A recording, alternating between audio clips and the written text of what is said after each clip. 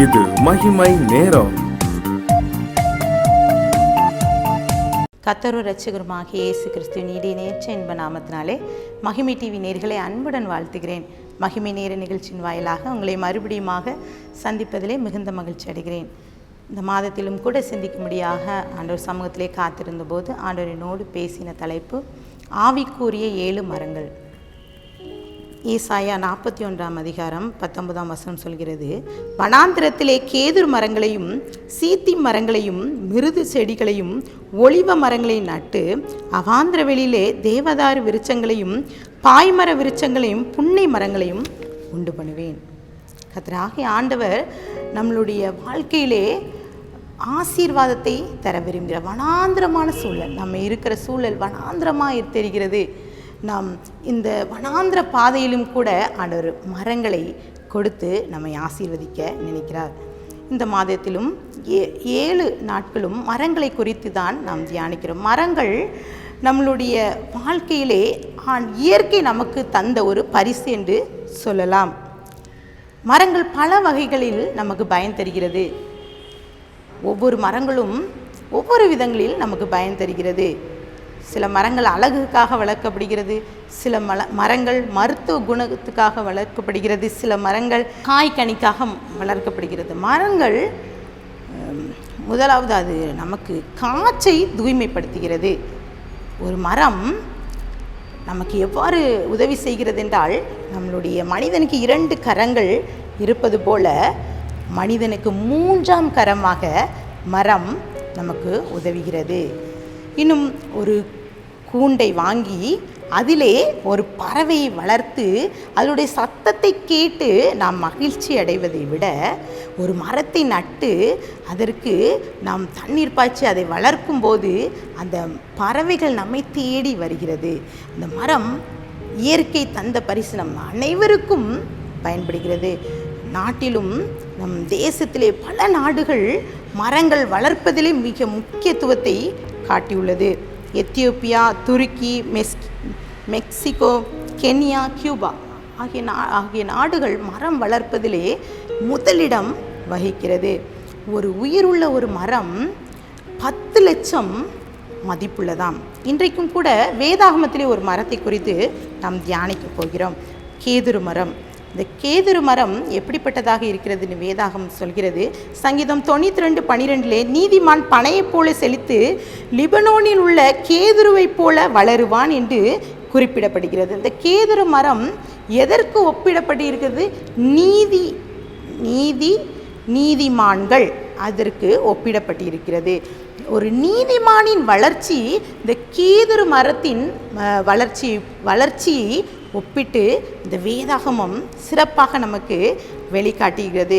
வேதாகமத்தில் அநேக இடங்களில் நீங்கள் வாசித்து பார்த்தோம் என்றால், அதில் கேதுரு என்றாலே லிபனான் என்ற அந்த மரத்தை குறிப்பிட்டு சொல்லப்படுகிறது. இந்த லிபனானின் கேதுரு மரத்திற்கு என்ன ஸ்பெஷல் என்றால், அந்த மரம் அதோட டிஃப்ரெண்ட் எப்படின்னா, மற்ற மரங்களை காட்டிலும் அதோட அந்த நிழலிலே குறிப்பாக 5000க்கும் அதிகமான மக்கள் உட்கார்ந்து இளைப்பாறுகிற ஒரு இடமாக இருக்கிறது.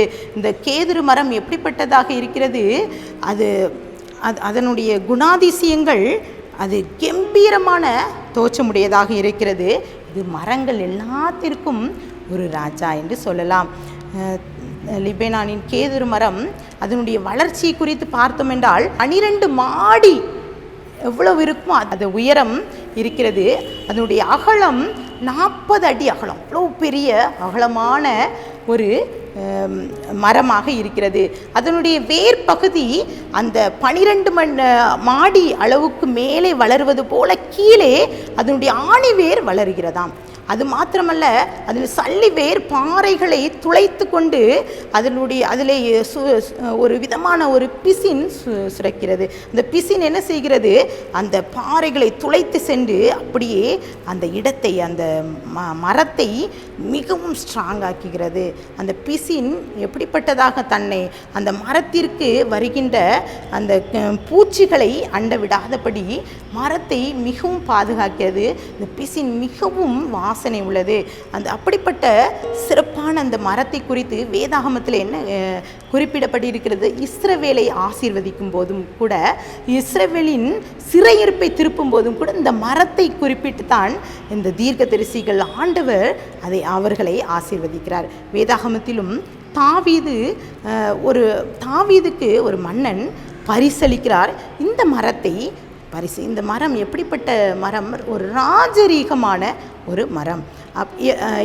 அப்படி ஒரு மரத்தை குறித்து வேதாகமத்திலே ஏன் இவ்வளவு சிறப்பாக கூறப்பட்டு இருக்கிறது என்றால், 2 சாமுவேல் 5:11 தீருவின் ராஜாவாகி ஈராம் தாவினிடத்தில் ஸ்தானாபதியையும் கேதுரு மரங்களையும் தச்சரையும் கல் தச்சரையும் அனுப்புகிறான். இப்போ என்ன, தாவீதினிடத்தில் அந்த மரத்தை அனுப்புகிறான். தாவீது அவன் வாசம் பண்ணுகிறதற்கு ஏற்ற ஒரு வீட்டை இந்த ராஜா அந்த கேதுரு மரத்தால் உருவாக்க நாட்டில் உள்ள தச்சர்கள் எல்லாத்தையும் தாவீதினிடத்திலே அனுப்பி வைக்கிறார். இது ஒரு ராஜரீகமான மரம் என்பதற்கு காரணம், ஒரு ராஜா மற்றொரு ராஜாவுக்கு பரிசளித்த மரம். இந்த தாவீது இந்த கேதுரு மரத்தை அதை பார்த்து அதை அனுபவித்து அவன் என்ன செய்கிறான்? தன்னுடைய அந்த கேதுரு மரத்தின் சிறப்பை அறிந்து கொண்டு அவன் சொல்கிறான். நாத்தான் தீர்க்கதரிசியோடு பேசுகிறார். 2 சாமுவேல் 7:2 பாரும், கேதுரு மரங்களால் செய்யப்பட்ட வீட்டிலே நான் வாசம் பண்ணும்போது தேவனுடைய பெட்டி திரைகளின் நடுவே வாசமாயிருக்கிறதே என்றான்.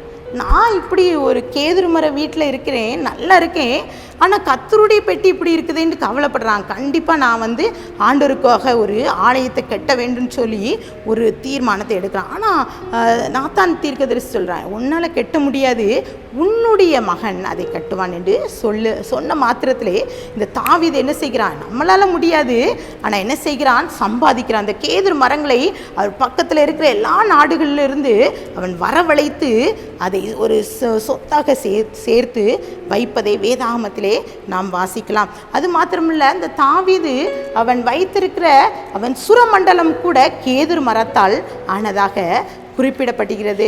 சாலமோன் ராஜா தாவீதின் ஸ்தானத்தில் ராஜாவாகிறான். இப்போது இந்த ராஜா அதே போல் இந்த ஈராம் தாவீதினிடத்தில் போய் சொன்னது போல, தாவீதுக்கு பரிசளித்தது போல இந்த சாலமோன் கேட்குறார். இந்த ஈராம் மன்னன்கிட்ட போய் கேட்குறாரு, என் அப்பாவுடைய ஸ்தானத்தில் நான் வந்திருக்கேன், கர்த்தராகிய ஆண்டவர் அவருக்கு ஆலயத்தை கட்ட விடலை, தன் மகனுக்கு அதை கொடுப்பேன் என்று சொன்னார். இப்போது நான் இந்த ஆலயத்தை கட்ட விரும்புகிறேன், என் தகப்பனுக்கு நீங்கள் கொடுத்த அதே இந்த மரத்தை எனக்கு திரும்பவும் தர வேண்டும் என்று ஒரு வேண்டுதல் வைக்கிறான் இந்த சாலமோன்.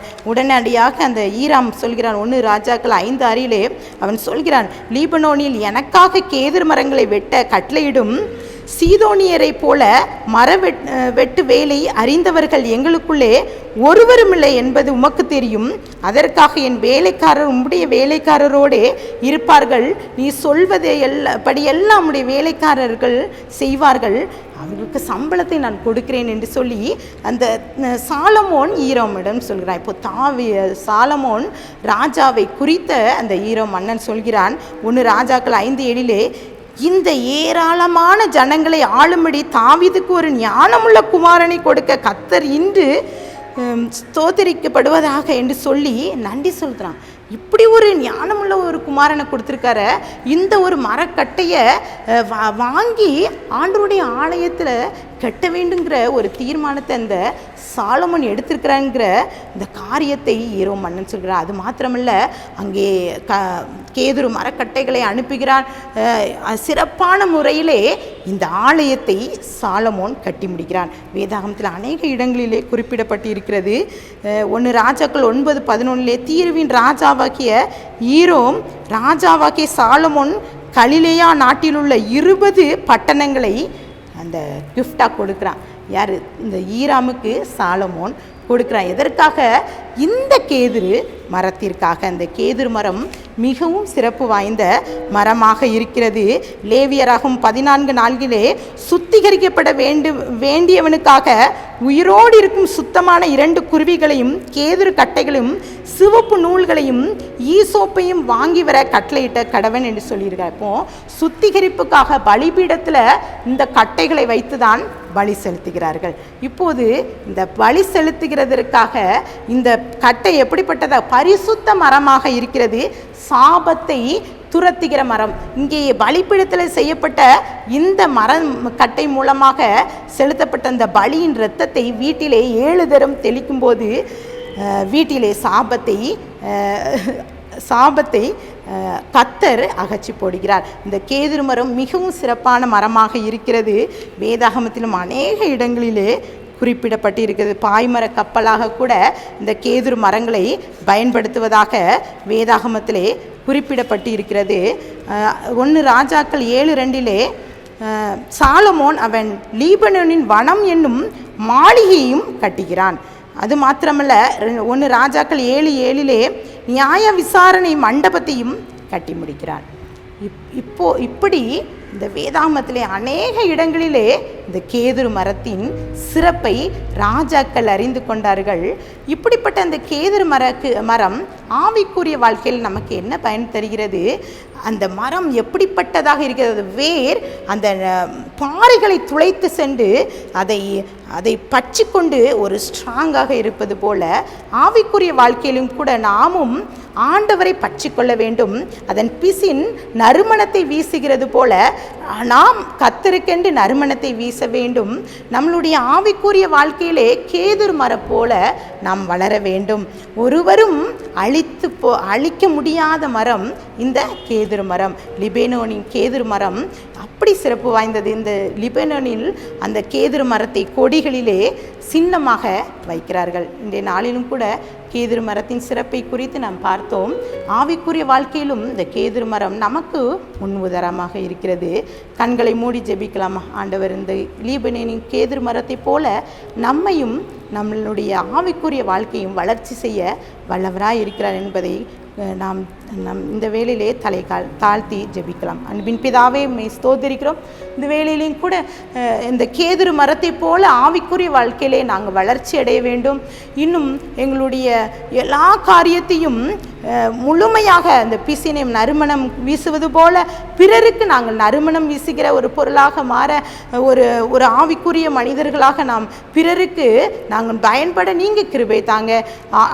சாலமோன் ராஜா ஆலயத்தை கட்டி முடித்தது போல நாங்களும் உடைய சமூகத்திலே உம்முடைய எல்லா காரியத்திலும் உமக்கென்று வாழ்ந்து உமக்காக உம்முடைய ஆலயமாக நாங்கள் இருதயமாக ஆலயத்திலே உம்மை முன்னிறுத்தி உமக்காக நாங்கள் வாழ கிருபை தாங்க. உம்முடைய கரத்திலே நான் கொடுக்கிறேன், தாழ்த்துக்கிறேன், மீப்பர் மூலம் கேட்கிற பிதாவே, ஆமீன்.